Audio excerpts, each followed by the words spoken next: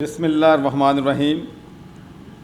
Doctor Mohammad Akhtar Malik sahab, minister of energy, professor doctor Syed Mansoor Sarwar, vice chancellor UET Lahore, mister Mohammad Amir Jan, secretary energy department, mister Adnan Mudassar, MD PEECA, professor doctor Waqar Mahmood, Director for Energy Research and Development, all deans and other distinguished guests, अस्सलाम वालेकुम।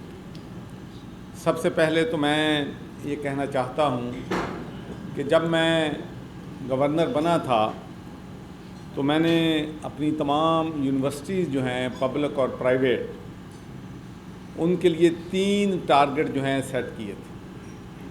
पहला target ये था कि तमाम universities must go on solar, और दूसरा target जो था वो ये था कि they must provide clean drinking water to all the employees and students in their university.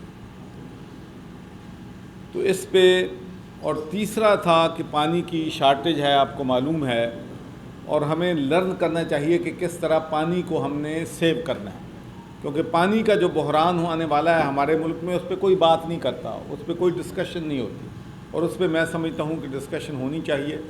और every drop of rain water I expect from universities के वो रोल मॉडल बने, और हर बारिश का एक एक कतरा जो है उसको महफूज करें, उससे चाहे प्लांटेशन करें, कल्टीवेशन करें, फ़िश फार्मिंग उनसे करें, उनको रिसाइकिल करके पानी जो है लोगों को साफ़ दें।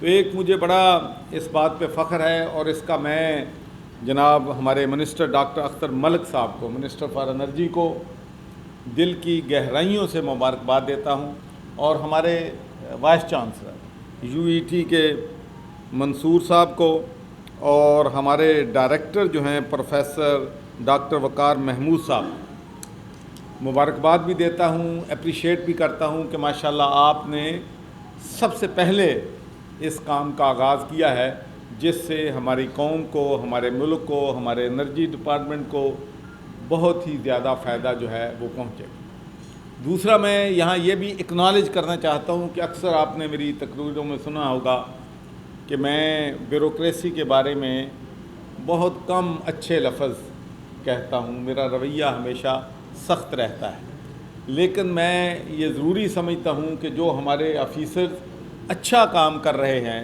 कंट्रीब्यूट कर रहे हैं, उनको हमें अप्रिशिएट भी करना चाहिए, और जो नहीं कर रहे उनको करना चाहिए। और सिर्फ जो कहते हैं ब्लैंकेट ब्यूरोक्रेसी पे जो है तनकीद हमें नहीं करनी चाहिए, कि बहुत से हमारे अफसर जो हैं माशाल्लाह बहुत मेहनत कर रहे हैं, जैसा कि एनर्जी सेक्रेटरी मैं मोहम्मद अमीर जान साहब को, और आदम मुदस्सर हमारे एमडी पीका साहब को, और उसके बाद इरम बुखारी जो कि हमारी ACSC, मैं समझता हूँ कि इस प्रोजेक्ट को कामयाब करने के लिए इरम बुखारी ने भी एक बहुत बड़ी कंट्रीब्यूशन की थी। तो मैं इन ऑफिसर्स का भी मशकूर भी हूँ, अप्रिशिएट भी करता हूँ कि माशाल्लाह ये इमरान खान का जो नया पाकिस्तान है, एक बात मैं कहता हूँ कि एनर्जी में तो वो नया पाकिस्तान नज़र आ रहा है, बाकी हमें मेहनत करने की ज़रूरत है।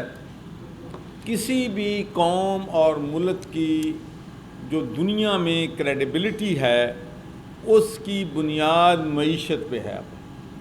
हम जो मर्ज़ी कर लें, अगर हमने अपनी इंडिपेंडेंट पॉलिसी नहीं बन सकती, फॉरेन पॉलिसी किसी मुल्क की इंडिपेंडेंट नहीं बन सकती जब तक वो माशी तौर पर अपने पाँव पे ना खड़ा हो।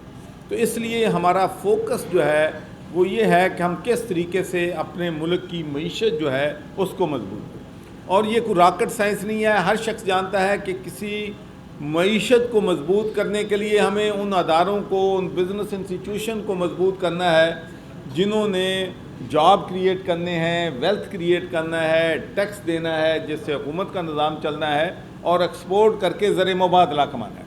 तो इसको ईज़ ऑफ डूइंग बिज़नेस कह लें, या लो जो है interest rate, low taxation, low cost of energy कह लें। तो जब तक आप एनर्जी की कास्ट जो है दुनिया के दूसरे मुकाबले में आप कंपैरेटिव नहीं करते, आप अपने मुल्क को तरक्की नहीं दे सकते। और एनर्जी का ताल्लुक जो है सिर्फ बिज़नेस कम्युनिटी से नहीं है, बल्कि पाकिस्तान के 22 करोड़ आवाम से है।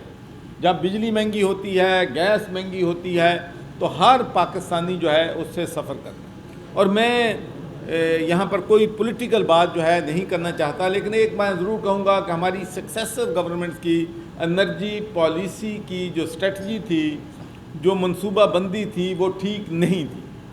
अगर उस मनसूबाबंदी में पाकिस्तान का जो इंटरेस्ट है, पाकिस्तान के अवाम का जो इंटरेस्ट है, उसको टॉप प्रायोरिटी दी जाती, तो आज हम इस क्राइसिस से ना गुजर रहे होते।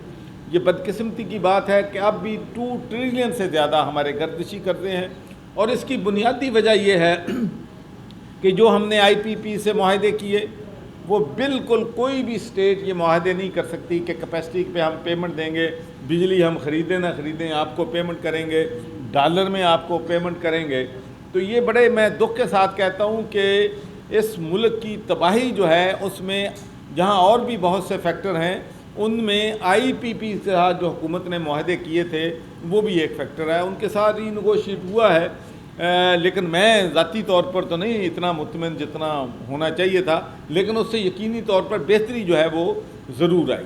तो अब मैं आपको ये बात शेयर करना चाहता हूँ कि मैं जब बरतानिया में था तो मैं स्कॉटिश अफेयर सेलेक्ट कमेटी का चेयरमैन था, तो वहाँ पर भी बिजली का बहरान लूम कर रहा था और थोड़ी सी ब्लैकआउट भी होना शुरू हो गई थी। तो I was given this task by the government कि मैं इन्वेस्टिगेशन करूँ और बताऊँ कि क्या पोटेंशियल है कि किस तरीके से हम अपनी फ्यूचर एनर्जी नीड जो हैं वो बरतानिया के लिए और स्कॉटलैंड के लिए पूरी कर सकते हैं। और जब मेरी कमेटी ने रिसर्च शुरू की, हमने लोगों से एविडेंस लेना शुरू किया, तो यू बी सरप्राइज के नंबर 1 जो लोग आते थे वो कहते थे energy efficiency, energy saving, energy conservation. 15-20% energy आप सिर्फ अपने आप को ठीक करके, एनर्जी एफिशिएंसी करके आप बिजली की बचत कर सकते हैं। मिसाल के तौर पर LED लाइटिंग है, 80% तक ये जो है आपकी लाइटिंग बजाती है। ये AC हैं इन्वर्टेबल, अगर आप AC लगा लें तो आपकी बचत हो जाती है। अगर आप सिर्फ जो रूम का टेम्परेचर है वो 24 और 25 पे रखें, 18 पे रखने की बजाय, तो आपकी तकरीबन 1/4 जो है वो एनर्जी सेविंग हो सकती है। लेकिन जब मैं किसी दफ्तर में जाता हूँ, इवन गाड़ी में बैठता हूँ, किसी फैक्ट्री में जाता हूँ, तो वहाँ सर्दी होनी शुरू हो जाती है। हम रात को सोते हैं रज़ाई लेके सोते हैं, किस लिए? हमने 16 पे लगाया हुआ है, 18 पे वो सेहत के लिए भी ठीक नहीं है, और वो उसकी कास्ट भी आपकी बढ़ रही है, उससे आपका जो है नुकसान भी हो रहा है।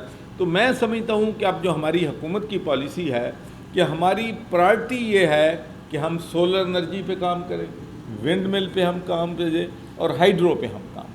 और मैं समझता हूँ कि अगर कोई भी शख्स इस मुल्क की स्ट्रेटजी बना रहा होता, सही स्ट्रेटजी बन जाती, और आज हम ये 3 सोर्सेज से अपनी बिजली पैदा कर रहे होते, तो आज लोग सस्ती बिजली भी इस्तेमाल करते, हमारा बिजनेसमैन भी खुशहाल होता, और हमारा गरीब आदमी पे बिजली का जो बिल का इस वक्त बर्डन है वो भी ना होता। लेकिन आई एम ग्लैड कि we have taken this route, कि हम कोशिश कर रहे हैं कि हम स्कूलों में भी सोलर कर रहे हैं, हम प्राइवेट इंस्टीट्यूशंस को भी कह रहे हैं। मिसाल के तौर पर आप देख लें, यूनिवर्सिटी में अगर 60 यूनिवर्सिटीज़ में सोलर लग जाएगा, नेशनल ग्रिड पे उसका ऑफलोड हो जाएगा।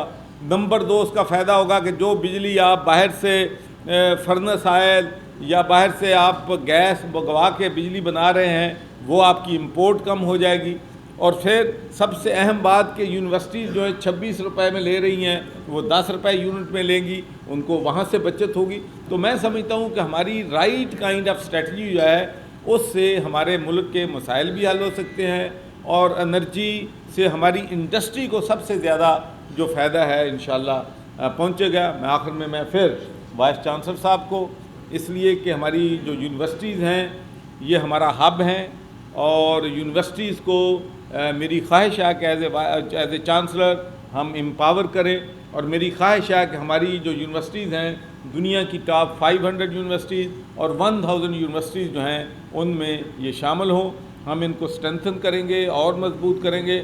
मुझे मालूम है कि फिर विस्पर कैंपेन एक चल रही है कि शायद हुकूमत फिर यूनिवर्सिटीज़ के वाइस चांसलर के इख्तियारात कम करके कोई और राह इख्तियार करना चाहती है, लेकिन मैं आपको यकीन दिलाता हूँ कि वाइस चांसलर को, जब तक मैं चांसलर बैठा हूँ, वाइस चांसलर के इख्तियारात में मॉडिफिकेशन हो सकती है, बेहतरी आ सकती है, रिफॉर्म आ सकती है, लेकिन any decision will be made in consultation with the vice chancellor. इनकी मर्ज़ी के बगैर, इनकी कंसल्टेशन के बगैर हुकूमत कोई फ़ैसला जो है इन पे इन्फोर्स जो है वो नहीं करेगी। और माशाल्लाह मुझे इस बात पे फ़ख्र है कि हमारे vice chancellor they are doing a great job. और ड्यूरिंग कोविड-19 इन्होंने सही लीडरशिप शो किया। इन्होंने कौम के साथ इस मुश्किल वक़्त में हमारी यूनिवर्सिटीज़ जो है खड़ी रही हैं। इन्होंने बहुत ज़बरदस्त परफॉर्मेंस जो है वो की है। तो मैं वाइस चांसलर आपका भी मशकूर हूँ। फिर मैं डॉक्टर अख्तर मलिक साहब, माशाल्लाह इसमें नो डाउट कि you are doing a great job, और my support and well wishes and prayers are with you. Thank you very much.